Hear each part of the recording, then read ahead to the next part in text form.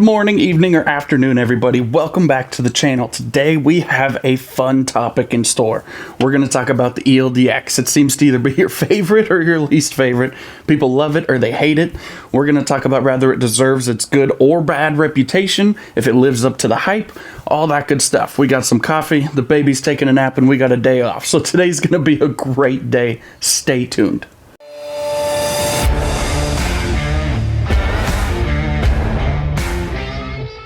Most of you probably know, the ELD-X was designed basically to solve the problem, according to Hornady, of being too close or too far. Now, where did that come from? Long story short, back in the day, as we started progressing into more and more of this long-range shooting stuff, we had a lot of bullets that either held together really well and expanded at higher velocities, but they didn't do so well at lower velocities. And on the flip side, we had the opposite, right? We had bullets that didn't hold together super well at higher velocities, but they did well at the lower velocities. Now, where that really comes into play is people started wanting to shoot further distances. Obviously, in general, back in the day, you had to shoot a little faster, so you could run into some problems up close, or you didn't have the expansion to be effective further down range. Not here to debate the ethics of any of that stuff. That's just the reality. So, Hornady came up with the ELD-X. Now, basically, it's a cup and core bullet that the jacket holds the lead together, right? Most of you guys probably know this stuff. I'm not going to go super in-depth on exactly what it is, but it's a high BC, heavy for caliber, cup and core bullet. That's the idea, okay? Now, as we kind of talked about just now, cup and core bullets don't historically do very well at ultra-high velocities. So, what Hornady says is that this bullet will retain enough weight to do the job up close while also still holding on to that velocity with the ballistic coefficient and expanding effectively down range, right? Now, you guys can see we have three loadings here on the table. I know the lighting's bad, I get it, I hear you. I'll put some close-ups right here so you can see them a little bit better. Most of you have probably seen them. This one's a 178 ELD-X in a 300 Win Mag. This one's a 143 ELD-X, and yes, I know, 6.5 Creedmoor. This one's a 200 ELD-X in a 300 Win Mag. Now, why are there two 300 Win Mag loads on the table?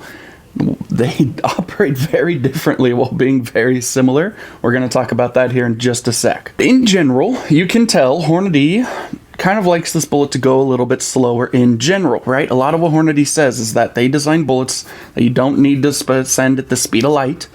You let the bullet do the work at a fast enough velocity, right? That's kind of their idea. Now, obviously, they still have some pretty high step in cartridges, the 7 PRC. Spare me the stuff going on, we know. In general, you can get some pretty stout velocities out of the 7 PRC. In the ELD-X, they say will still work just fine. Stuff like that, right? But as a broad stroke, you can tell 143, pretty heavy for the caliber. 200, pretty heavy for the caliber in the hunting side of things, right? In the 7s, they're running 175s, 180s, things like that. What I'm getting at is that none of Hornady's cartridges are what we consider, right, super, super fast. They're not 26 nozzlers, 28 nozzlers. They're not like the Weatherby cartridges. I know the 6.5 PRC and the RPM are fairly close, but are pretty much the same. But aside from that, right, they're really not chasing the fastest thing you've ever seen when it comes to their big game hunting cartridges. One thing we hear about constantly with Hornady is all the marketing, right? It's all marketing. Well, I think it's a little silly to get upset at a company for marketing or having a good marketing department, because every company in the world markets. That's kind of their whole idea of being a company, is to sell you stuff, right? Every company in the world markets. You're being sold no matter where you go, what you do.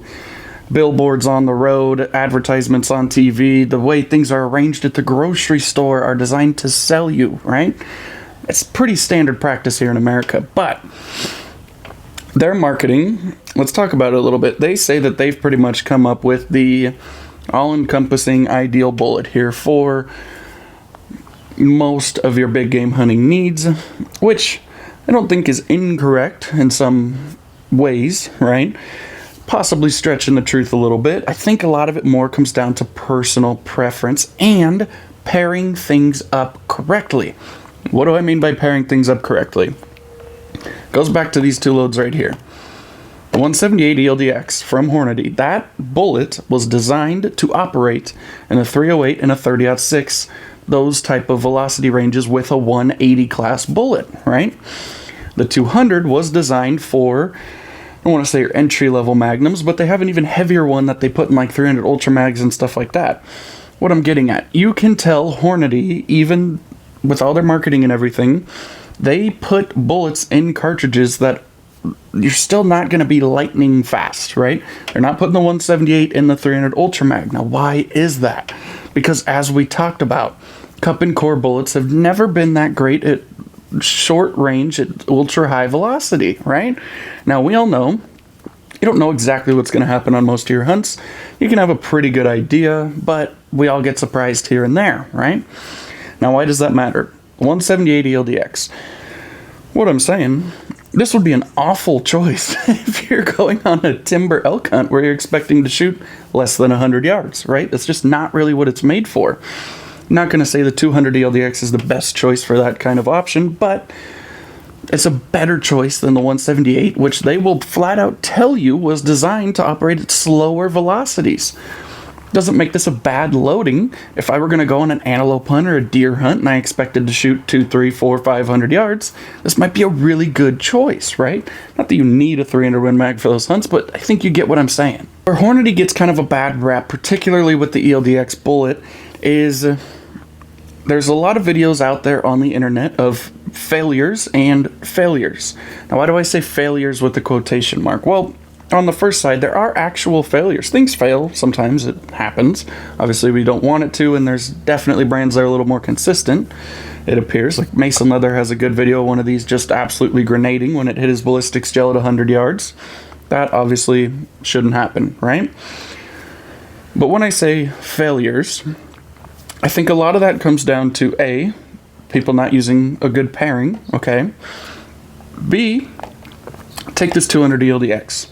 I have an elk hunt coming up, okay? If you guys watched the last video, I'll link it right here. You guys know I'm kind of debating which load to take. Now, I've traditionally been more along the lines of the bonded. I've shot a lot of AccuBonds. I shot a lot of trophy bonded tips back in the day, stuff like that, right? However, a lot of the failures that we see people claim of this bullet is they shoot their deer, they shoot their elk, they go up to it, pull the bullet off the offside hide, and when they pull it, the jacket and lead are just separating or something like that, okay? Now, while that's definitely not what they necessarily claimed, at the end of the day, if this traverses through an elk, right? Let's say I punch him through the front shoulder, he's quartering, and that bullet's resting behind the back shoulder on the offside.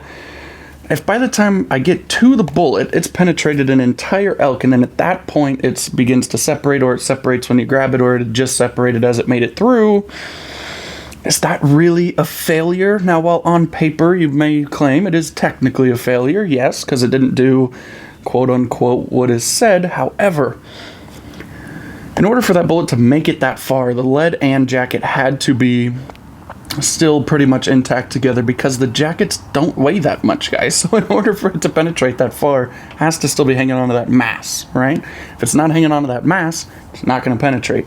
Hence the issues when things explode inside, which some people think is better. I think you get the point, right? Can you really call it a failure if this traverses an entire elk, or this one traverses an entire deer, and at the very end it starts to come apart? Is that a failure?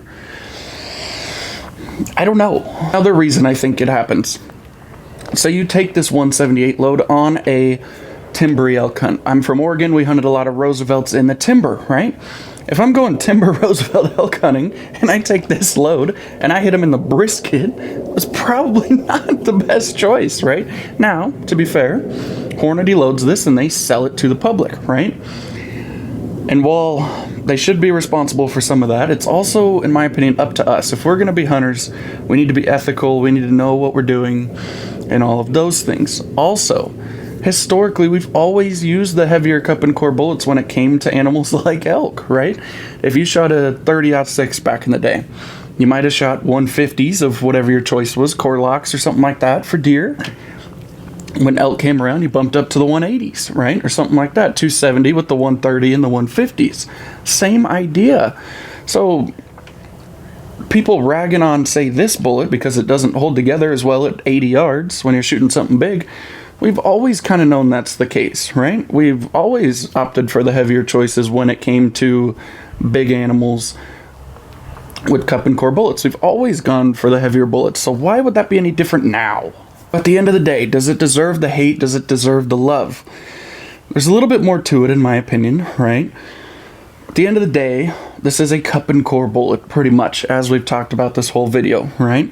For a cup and core bullet, I think it does a pretty good job at what it's supposed to do, right?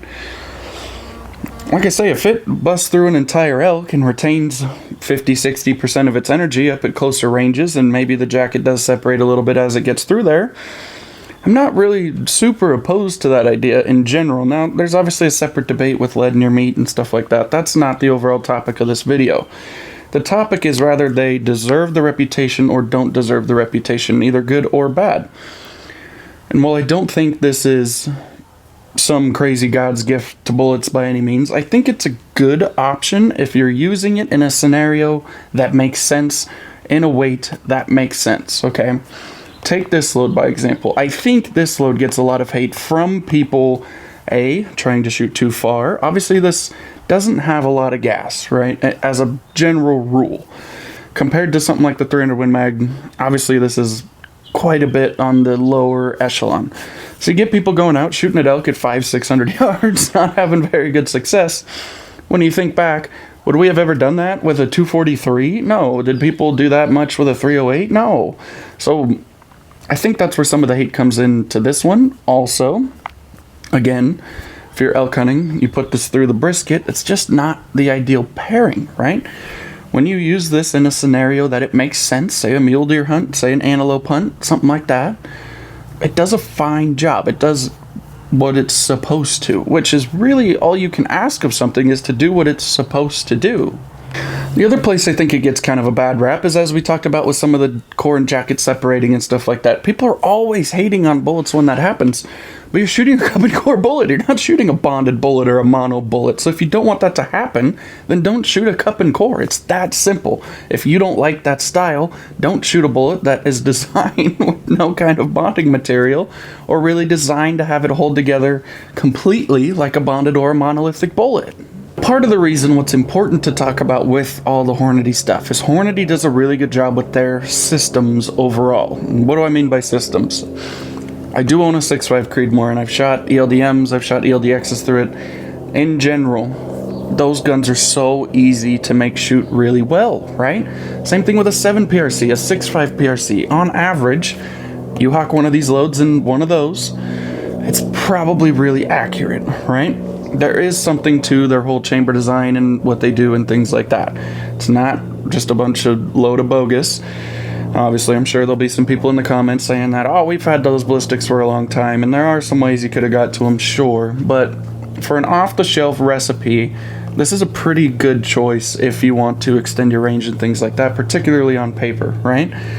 Now, overall system, what do I mean? Say this load. I put this load in my Tika, shoot it, sight it in, chronograph it, throw it in Ford off their ballistics calculator, and I'm not trying to be a big Hornady fanboy here, I'm really not in general, but the facts are the facts, guys. You put Hornady's loads with Ford off in there, and it's just spot on. It's the most accurate ballistics calculator I've ever used in my life, in terms of not having to adjust and tweak all the measurements and everything, all the dope. They just do a good job making it really simple for the average guy to have a slightly longer effective range than he used to back in the day, right? Now, obviously, overall technology, scopes, everything has gotten more advanced to where we can take advantage of some of those things. But I can make shots with this that were a hell of a shot back in the day. Shot a 243 with a 3-9 on it back in the day, right? So 300 yards was a hell of a poke for me back then, right? Now if I'm hunting and I pull the rangefinder up and see 300, it's like a chip shot, especially if I have a good rest. Obviously those things are in place, but the distances that you can comfortably look at and say I can make that shot are significantly improved by just using, say, this load, chronographing it and putting it in Ford off. Obviously make sure with the range or wherever you shoot longer distances, but as I say, as a general average, if you take this load and stick it in Ford off, it's probably a lot closer out at extended distances or spot on compared to, I used to use Ballistic AE on my phone, right? And that's much more accurate than when I was shooting 160 AccuBonds out of a 7 STW. You put the data in there, it's not bad, out to 450, 500. But beyond there, it's a little bit off. You really got to tune it. It doesn't seem to be the case as much with Ford off. It's pretty much dead on the money. At the end of the day, do they deserve the hate or the love for this bullet and this combination? I don't necessarily think they deserve the hate if people would just stop for a second and think about using it for what its actual intent is, right? If you historically didn't like Remington core locks, or you didn't like a Sierra Game King because of the way it operated, so you moved to Nosler Akibans or, you know, a Barnes TSX or TTS or whatever, pick your tough bullet versus your cup and core bullet, and then you switch to one of these and you shoot it and you still don't like the way they perform. Well, of course you don't, because it's a cup and core bullet. Like we said, if you don't like cup and core bullet performance, then don't buy this ammo. If that's not what you're looking for, then don't buy it. It just doesn't make sense. But if you're aware of what it does and how to use it effectively, it can be a more than effective option. It's a good choice overall. Again, it's not some lightning in a bottle, it's not some magical solution, but it is a good solution at the end of the day for a average range of most hunters, right?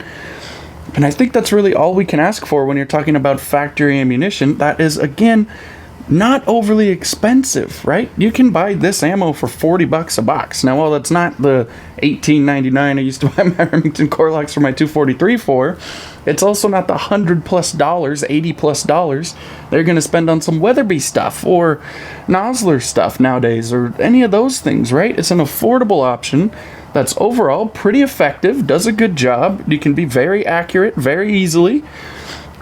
But I think for the average hunter, it does well. Like I say, pair things up correctly, guys. I can't emphasize that enough.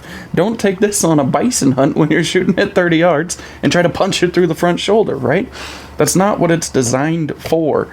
We never buy things that aren't designed to do what we're looking to do. If you have a 15,000-pound fifth wheel, you don't go buy a 1,500, right? You buy, at that point, probably a 3,500, right? You got to pair things up in the way that they're designed to be paired up. Also, it's really just common sense, guys, right? Like I say, you can be very accurate with these very easily. They're a good solution for the average guy. I don't think there's some kind of magic recipe, but I think they're a good choice for most people if they fit what you are looking to do. Make sure you drop your thoughts down below. Make sure to subscribe, drop a like. We'll see you guys next time. We got a lot of fun stuff coming up. We're going on a deer hunt early next month. I have a bull elk hunt after that. My friend has a cow tag. We're going to try to get a lot of cool footage of these hunts. I have some more bullet talks coming out. Drop a like. We'll see you next time.